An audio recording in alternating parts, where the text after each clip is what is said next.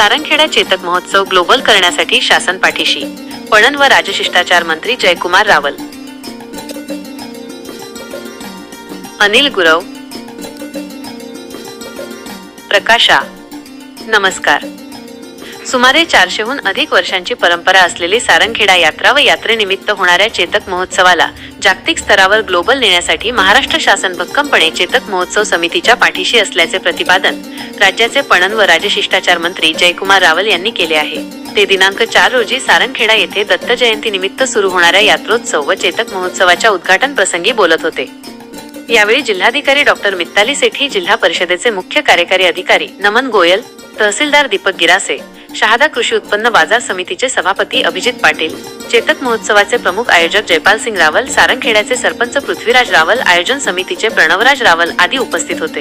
यावेळी बोलताना मंत्री रावल म्हणाले, महाराष्ट्र, मध्य प्रदेश आणि गुजरात या 3 राज्यांना व्यापून असलेल्या पवित्र तापी नदीच्या तीरावर हा महोत्सव आणि यात्रोत्सव शेकडो वर्षांपासून आपली परंपरा घेऊन उभा आहे.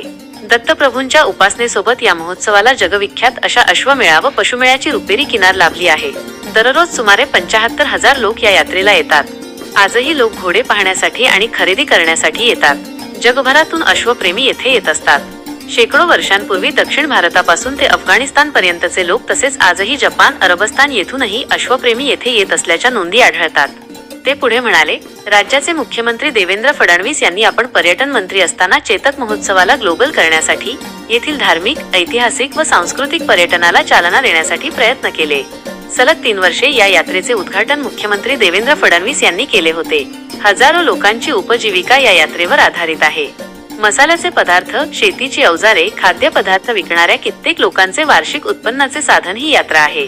या महोत्सवाला अधिक व्यापक करण्यासाठी आम्ही शासनाच्या वतीने प्रयत्नशील असल्याचेही रावल यांनी यावेळी सांगितले.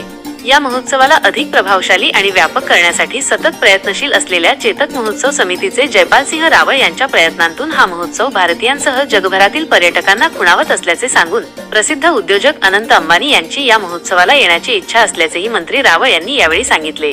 यावेळी मंत्री जयकुमार रावल यांच्या हस्ते चेतक महोत्सवाचे उद्घाटन करण्यात आले.